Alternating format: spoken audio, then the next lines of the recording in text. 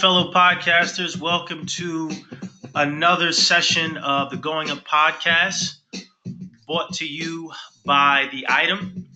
The Item stands for the Inclusive Technology Entrepreneurship Movement. And they're a tech educator. They offer flexible, low-cost training and resources to new techies, career professionals, and entrepreneurs, providing them with highly marketable and practical technology skills. The Item has created a pipeline to career pathways in the emerging technology sector. Their main mission is to ensure everyone can participate in the emerging tech sector. Once again, this is your host, Winston Bailey of the Going Up podcast. This podcast focuses on the real issues concerning diversity and inclusion in tech and allows budding tech entrepreneurs to exercise their pitching skill sets among all of our listeners. Our topics focus on access to capital, mentorship, and the challenges of breaking into the tech space with their product. So each guest is given a format of the show prior to reaching out to us, and basically they have to give us a 60-second pitch. Once they give us a 60-second pitch, we sort of go into the crux, if you will, to see if they hit all those points. And then they have an opportunity to take a deeper dive into, why they chose the business. And at the end of the show, they give us some 3 takeaways. Today, we will be interviewing Zach MATZ, the CEO and founder of Puzzable.org. That's Puzzable.org. You can check it out on your own leisure. Puzzable.org is a social gaming app. It's focused on sharing photos, photo sharing app, and focusing on the brainwave game trend, and really looks to cognitively stimulate its users. So with that said, Zach, you are up. Okay, if you can just give us your 60-second pitch. Sure. Thank you for having me, Winston. I appreciate your time.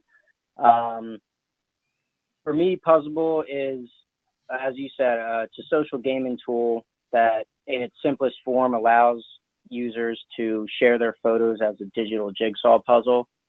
The reason behind using that format was to slow down the photo sharing process to try to make it a more cognitively stimulating and memorable experience. I was noticing that all my friends, including myself, were looking at pictures for about 3 seconds and then moving on, whether that was on, Facebook, Instagram, Snapchat, and it wasn't really a memorable interaction. And if that was going to be our main form of communication, then I wanted to make that a more memorable and cognitively stimulating experience. And I'm looking to bring Puzzable into the social uses, as well as for medical cognition, therapeutic. Zach, that is your time. And healthcare. That is your Okay. So again, it's 60 seconds, and it's good to sort of give your pitch under pressure, because for most of us, we only have 60 seconds. And the rest of the show is going to give you an opportunity to really fully go into your overall, your customer base and the problem that you're solving. So I just want to go back, and so for clarity for our audience, if you can just give us a brief synopsis of exactly, who you are and why the name Puzzable. Sure. My name is Zach MATZ, as you said. I'm born and raised in Philadelphia. I'm a paramedic by day and app developer by night. And I created Puzzable as, that's sort of my moonlighting job, but I'd like to make it my full-time job as it grows. The name Puzzable was really a brainstormed effort between myself and my co-founder over some time. We had some iterations in the past. We had puzzles with friends, and pixels. Um, but yeah, I think Puzzleable has a nice ring to it. Okay, cool. And yeah, All right. So, what problem are you solving? Give us the specific pain point that you're solving. the pain point would be to that we're trying to increase the interaction and the meaning behind the interactions that we're having um, through photo sharing as a main form of communication. So as I mentioned, they're usually in fleeting instances that you get to see your friends through these photos, and so we're aiming to solve that by making it a more meaningful experience on both ends. Okay. And your value proposition. Are you alleviating something? You're adding pleasure. The pleasure you provide. Yeah, we're mostly adding pleasure. I mean, there's plenty of ways to share photos, as we know, so this is sort of a novel way to do that. Um, I think that a big piece of the pleasure that the pleasure point that we're adding is that it's actually a very versatile point where we're sort of marrying photo sharing as a modern tool for communication with jigsaw puzzles as a nostalgic activity. And for that reason, it opens the doors for cross generational communication in a format that a 5-year-old and a 95-year-old can understand and enjoy together. Okay. All right. And what's the magic behind it, man? What's your secret sauce? What makes Puzzleable unique from other, you know, cognitively stimulating game apps? Sure. I mean, there are plenty of studies of how puzzles are good for, both the left creative and the right logical sides of the brain, and a good bridge to bring both of those together. Um, and so it's sort of just a natural cognitive stimulant that can be really enjoyed by almost anyone because the content is user generated. So it's infinite forms of content, whether you're sharing family photos, landscapes, or your favorite dish. It can relate to anybody, and so I think the versatility um, becomes the secret sauce that, as I mentioned before, can span across any facet of the family or friend relationship. Okay, cool. All right, Zach, we're going to take a quick break here and then we're going to come back. Hold on. Okay.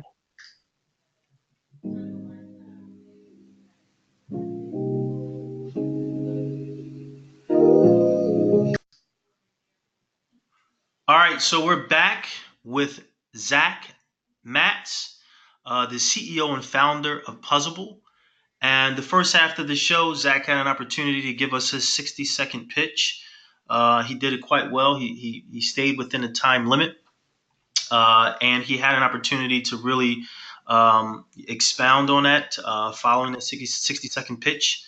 So the second half really gets into the crux of, again, exactly why Zach chose this business and really find out, what's Zach experience with this customer base, what's his experience in tech.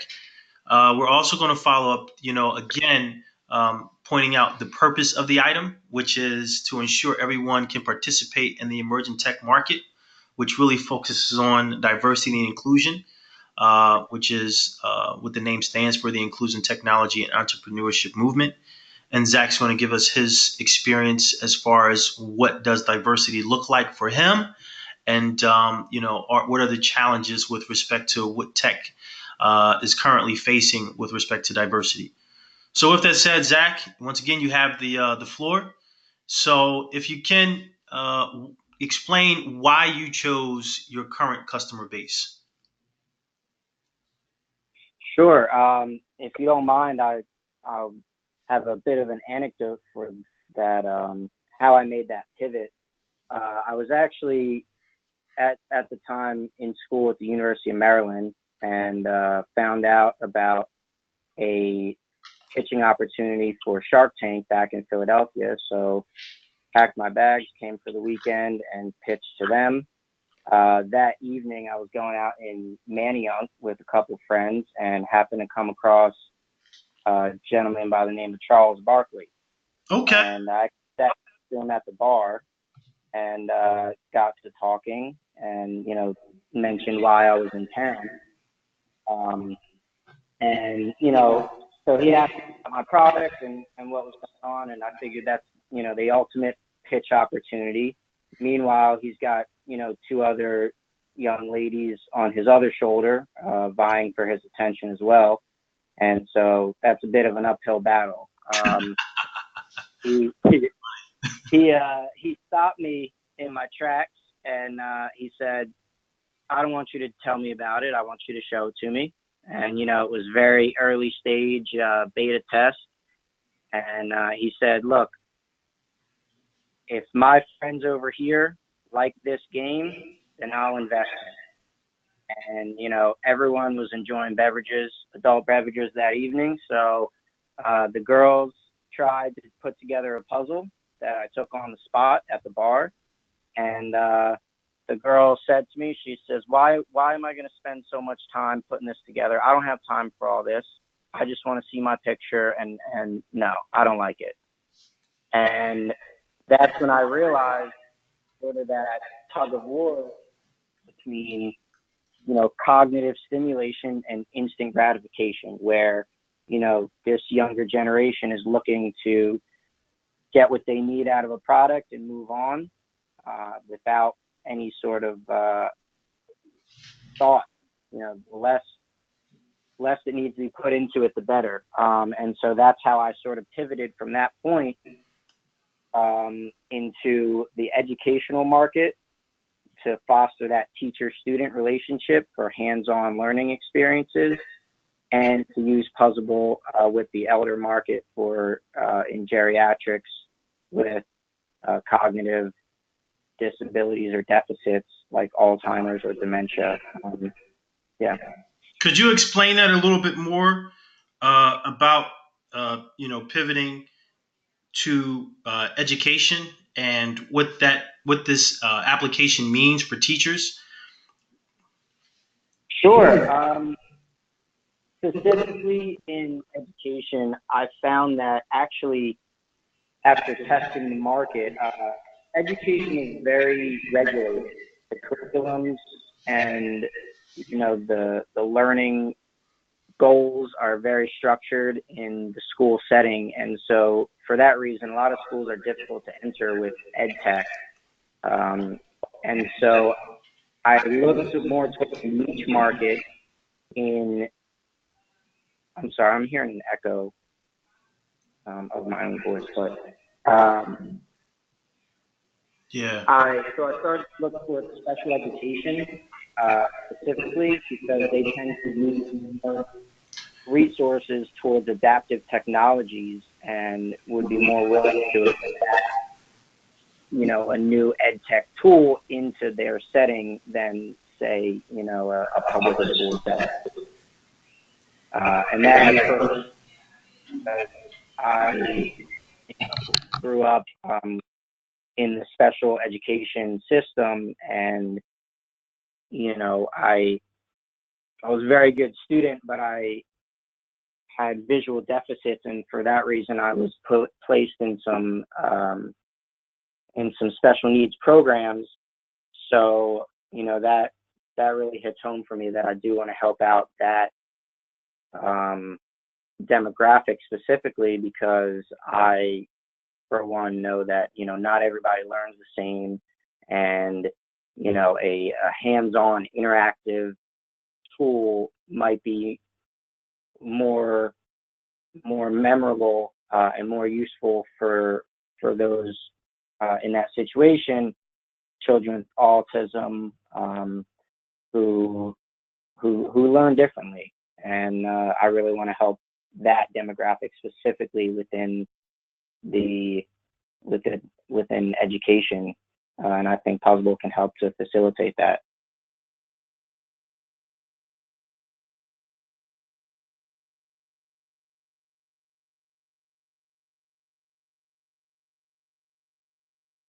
Winston? Can you hear me? Yeah, now I can hear you. Okay. So I'm going to repeat. So why would teachers want to use this? Have you done any research on whether or not teachers actually have a need for this? Yeah, I do have it used in a few classrooms. Um, the kids respond really well to it. They love using their tech as it is, and the teachers love the versatility of Puzzle, where they can build entire classroom activities around having the puzzles done or sharing the pictures. As I mentioned, with children with autism, I've had teachers use Puzzle to help learn social cues. So a lot of times the kids have difficulty expressing their feelings in what would be a normally accepted manner, and so the teacher will use Puzzle as a hands-on activity in the classroom, and sort of say, okay, Johnny, can you make me an angry face? And they'll take a picture of the student and share it with another student. It's a multiplayer game. They can share it to any device they'd like, on an iPad, on a tablet, and have a different student put Johnny's face together and see if they can identify what emotion they were sharing, and they can sort of compare notes after that. So that's just one example of sort of an in-class activity that I've seen completed by teachers, as well as I've seen them use it for, like, as a scavenger hunt or a debriefing from a field trip.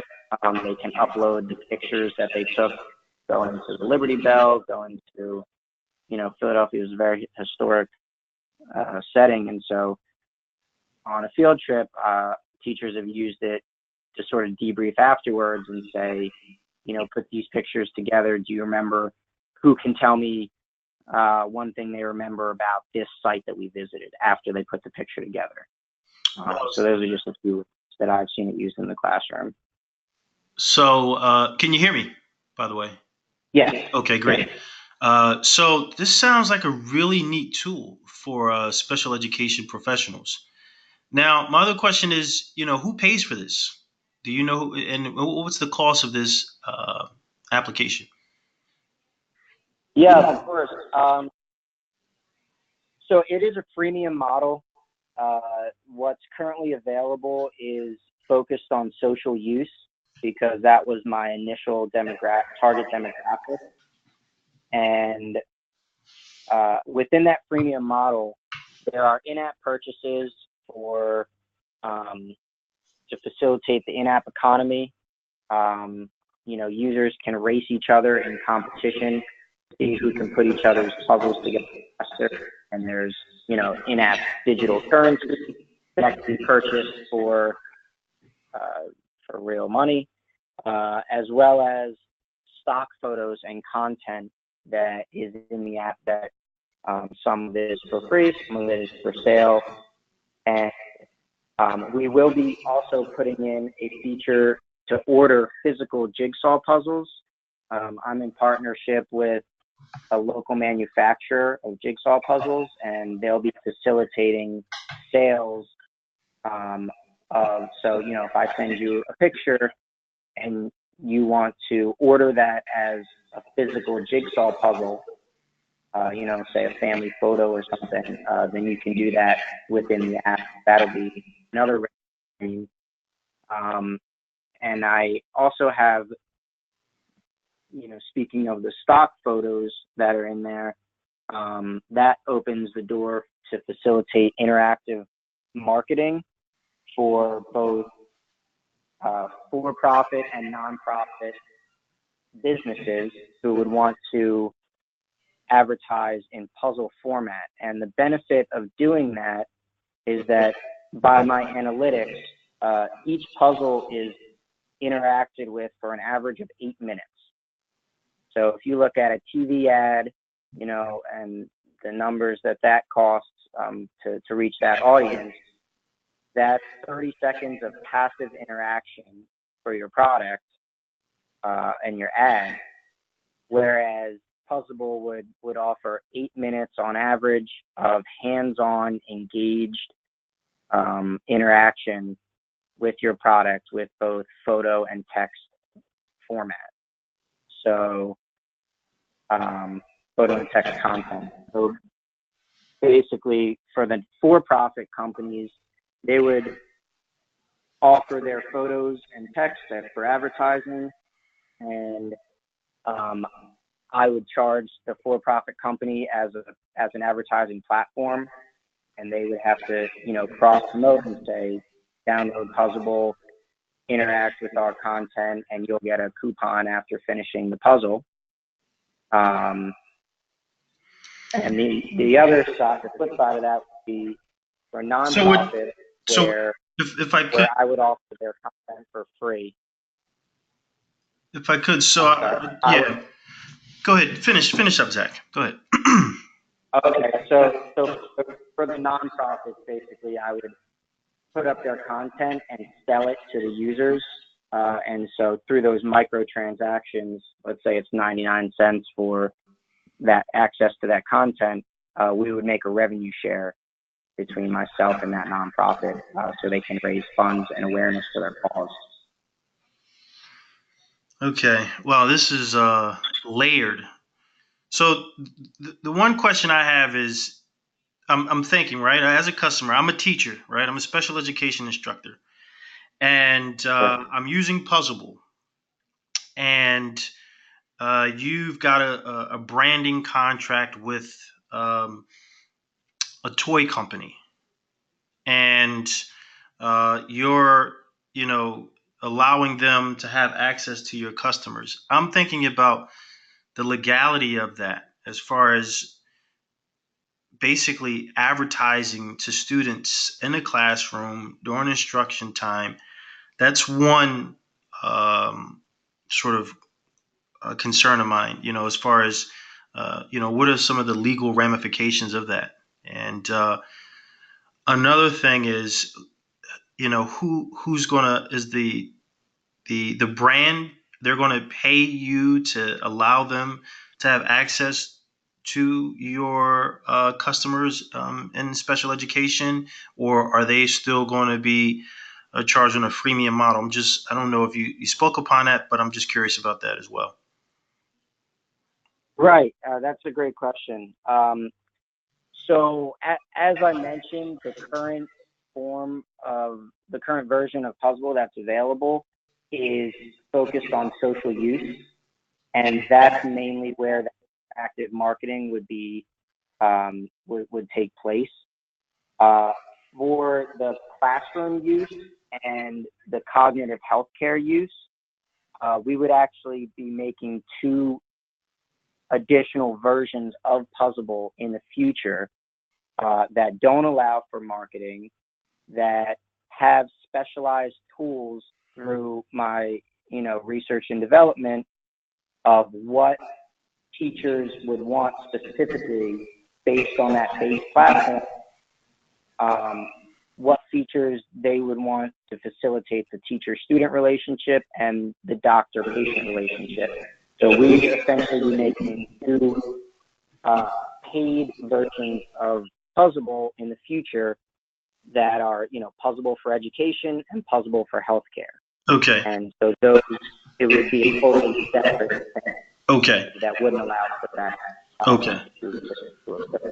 Okay. So it sounds like you have, and correct me if I'm wrong, 3 separate customer bases. You have special education, you have the social use, which I think you spoke upon briefly with your experience in the bar, and then the geriatric customer base. And correct.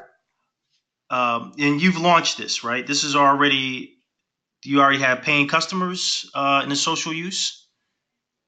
Yes, Okay. yes. From the initial launch, we have about 50,000 users and growing. So, Okay, so this is an app, or is this is something they can download onto their phone? yeah, it's a mobile app that's offered on the App Store and Google Play Store, and it's compatible with any device that is compatible with those stores, so phones or tablets. I would recommend tablets. It's a much nicer experience, larger screen for the gameplay. And how much do you charge for the social use? So again, that's a premium model That's premium where too? Wow. the social use is premium and the Educate. educational and healthcare use in the future will be paid for. The only one in existence now is the social use. Okay. Okay. So that'll be funded by in-app ads and microtransactions within the app. Okay. Give me a little bit more background on the geriatric customer base, and sort of I think you mentioned earlier, the cognitive stimulation piece with that customer base. Sure, yeah, I'm actually excited about that market base. As I mentioned, my day job is as a paramedic, so I've experienced, in a nursing home with I've recently seen these folks with real jigsaw puzzles, as well as on the desktop computer, and trying to keep their minds sharp while they're in the nursing home. Also, a big issue with the geriatric interaction, with the outside of the nursing home, with the patient. And so a lot of folks are looking for solutions in how to keep folks that are, in nursing homes in touch with folks outside.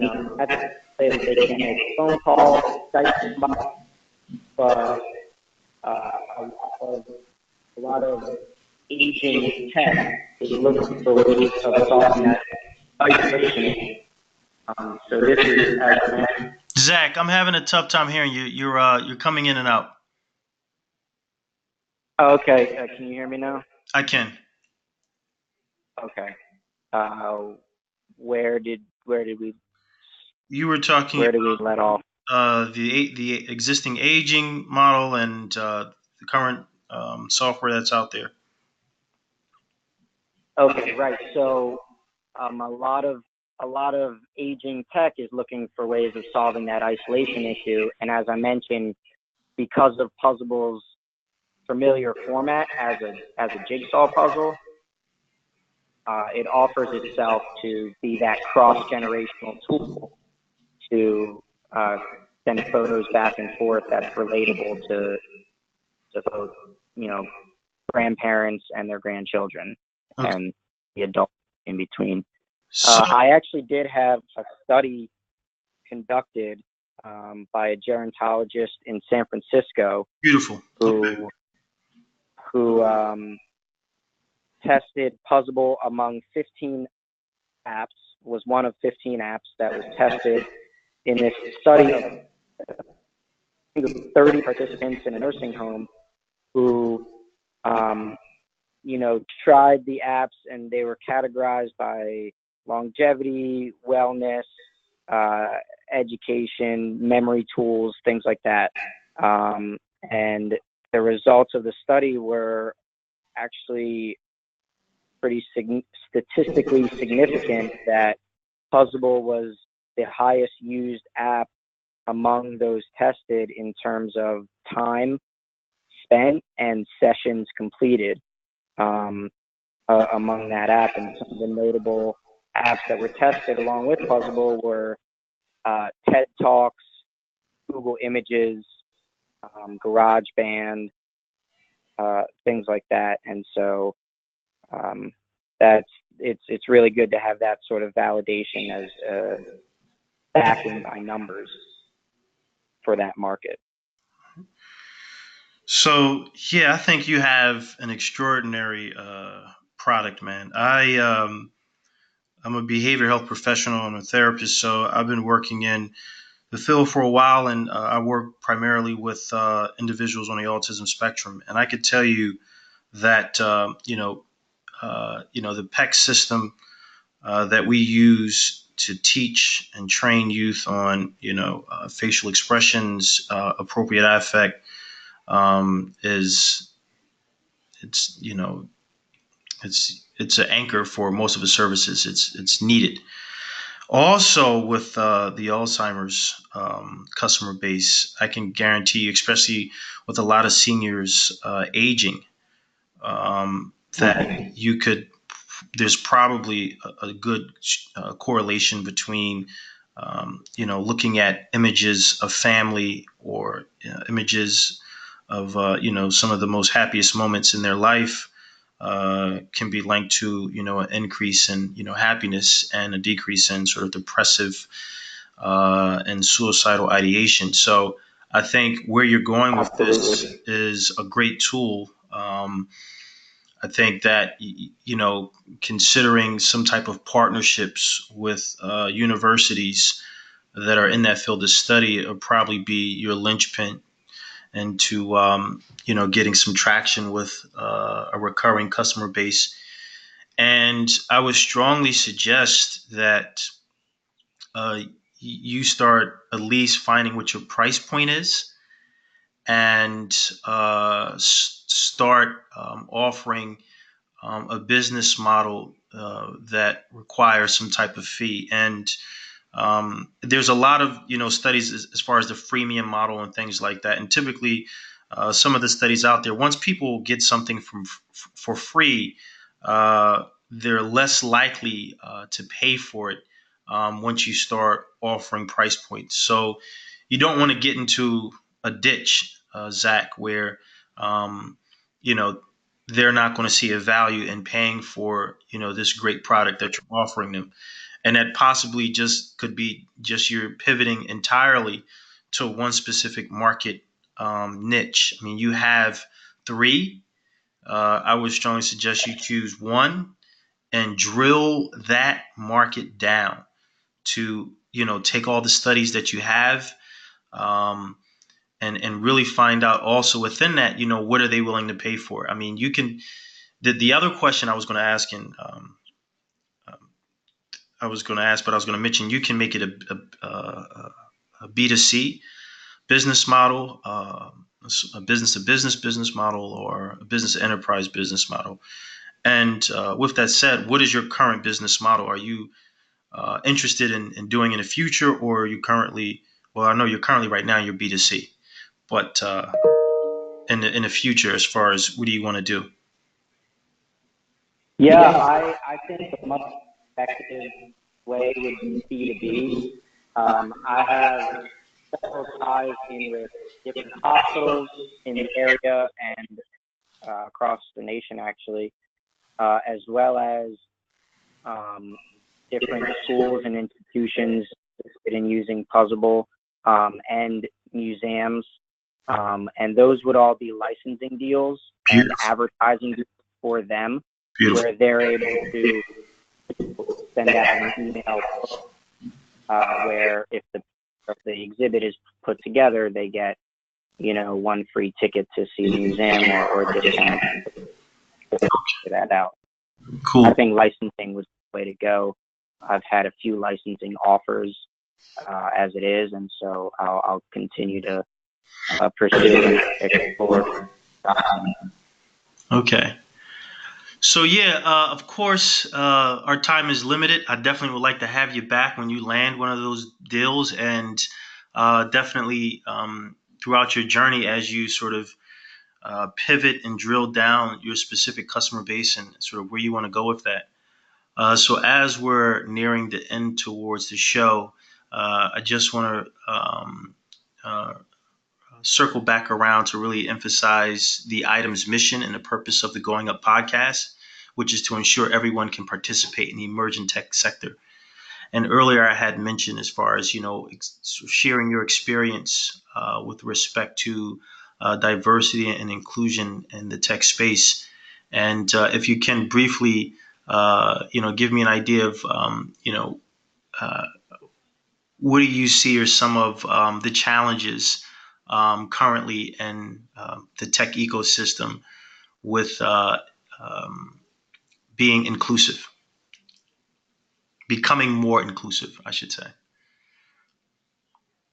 Yeah, I think that a big issue, would be access to the technology. So as the price of devices and the hardware of the hardware side of technology continues to increase in price, I think that access point needs to be addressed, where the technology provides such a benefit, and it's such a it comes on deaf ears when it cannot be accessed.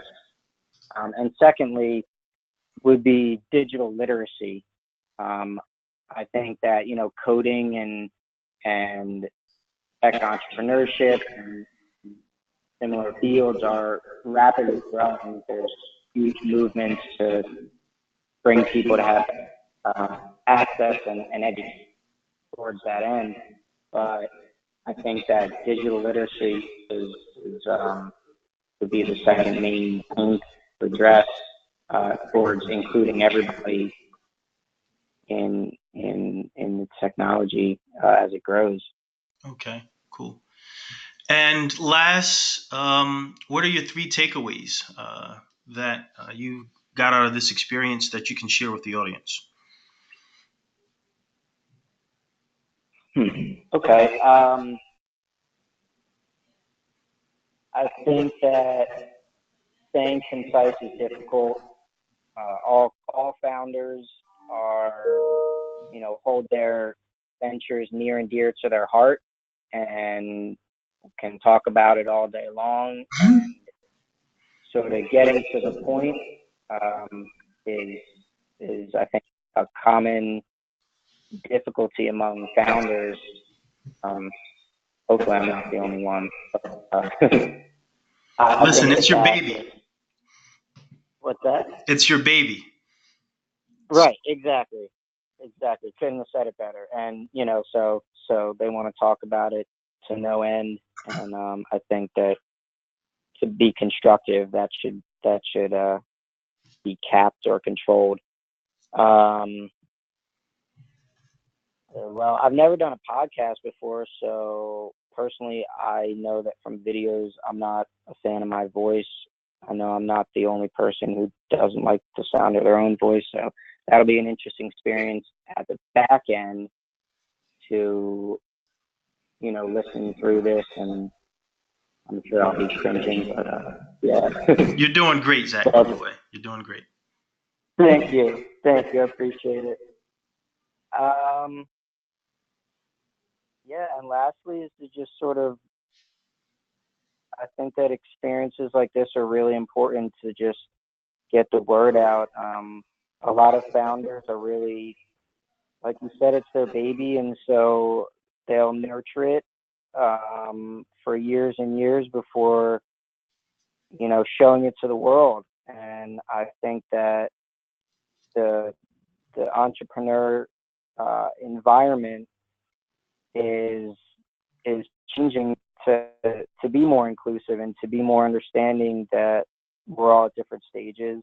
And I'm sure if you download Puzzleable, you'll find a fair amount of glitches, and I hope you'll let me know about them so I can continue to grow my own venture. But imperfections are in everything, I think, and the sooner we embrace them and can share them, I think everybody's better off for it, just for knowing that these sort of things exist. And I think that's really important. So thank you to you and the item for, offering this platform for us to share through.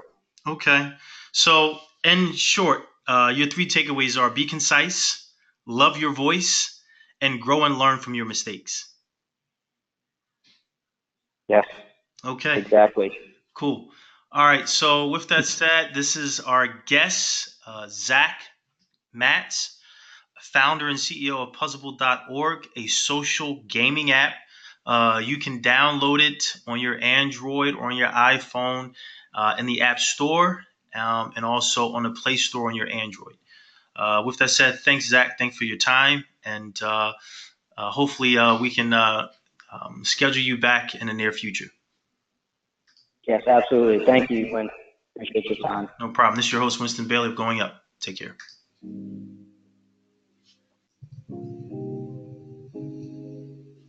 Take me under. Imagine smoking weed in the street without cops harassing. Imagine going to court with no trial. Lifestyle cruising blue Bahama waters. No welfare supporters. More conscious of the way